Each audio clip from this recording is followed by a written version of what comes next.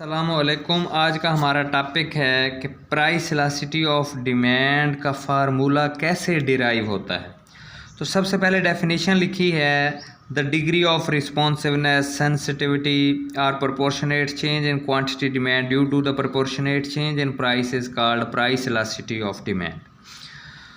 तो फार्मूला इसका हमने पहले बताया है, स्टेप समझाए गए हैं यहाँ पे कि elasticity of demand is equal to the percentage change in quantity divided by the percentage change in price. ये है इसका मेन फॉर्म।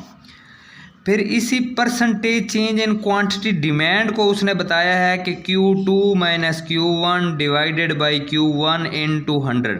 ये ऊपर वाली एब्रीवेशन इसके बराबर है और नीचे परसेंटेज चेंज इन प्राइस इसके बराबर है P2 minus P1 into P1 into 100। तो ये हो गई परसेंटेज। अब मज़ीद उसने Q2 माइनस Q1 को उसने क्या लिख दिया है, change in quantity, divided by Q1 वैसे का वैसे, और इधर से P2 माइनस P1 को क्या लिख रहा है, change in P divided by P। और ये 100 से आपस में क्या हो जाएगा, कैंसल आउट हो जाएगा। तो फिर आगे इसी का ही नाम लिखा है कि elasticity of demand is equal to, अब लिख रहा है proportionate change in quantity divided by the proportionate change in price. पहले था परसेंटेज चेंज इन क्वांटिटी, क्योंकि अब 100 कट गया है तो इसलिए क्या आ गया, प्रोपोर्शनेट चेंज इन क्वांटिटी।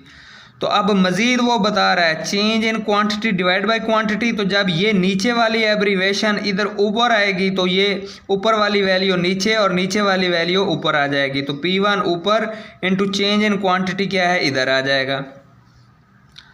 अच्छा, अब मज़ीद वो बता रहा है कि चेंज इन क्वांटिटी, तो इस प्राइस को इधर ले जाएगा तो change in price into P1 into Q1।